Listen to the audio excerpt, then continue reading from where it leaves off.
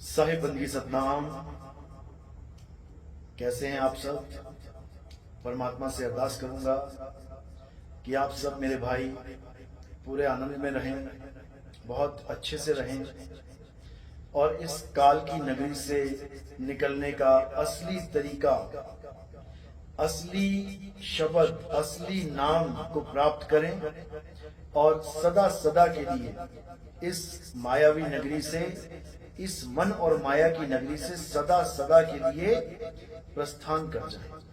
वापस नहीं आना यहाँ पे, क्योंकि अगर कोई वापस आ गया तो भाई फिर वही 84 का खेल शुरू हो जाएगा। इसलिए आज का सत्संग बहुत ध्यान से सुनना है, बिना पक्षपात के सुनना है।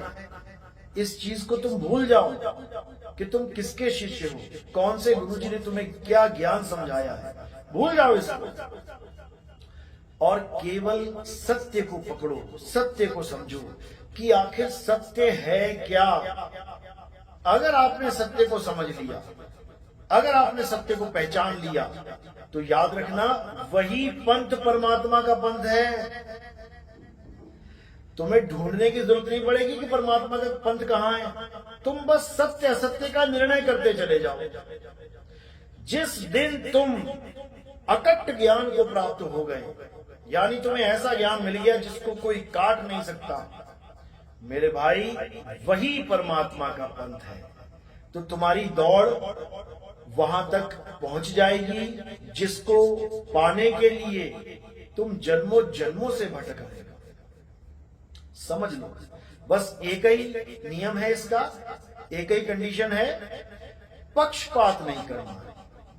जो ज्ञान दे रहा है उसको अच्छे से सुनो, समझो कि वो सही बता रहा है कि गलत बता रहा है।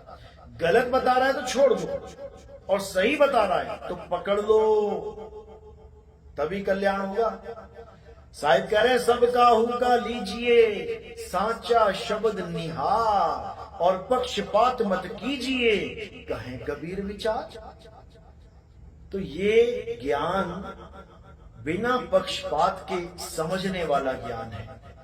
अगर तुमने पक्षपात किया तो तुम अपने साथ पक्षपात कर जाओ, अपनी आत्मा के कल्याण के साथ पक्षपात कर जाओ, फिर मुक्ति नहीं मिलेगी। इसलिए किसका कौन सा गुरु है, कितने साल से कौन किसका चेला है, कितने पंथों में नाम दीक्षा ले ली है, छोड़ो और केवल सत्य को समझो कि आखिर सत्य है क्या।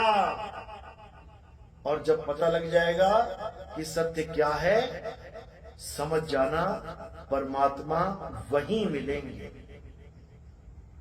वहीं मिलेंगे तुम्हें। उसी पंथ में परमात्मा का दीदार होगा, अन्यथा ऐसे ही जन्म बर्बाद करके चले जाओगे मेरे भाई।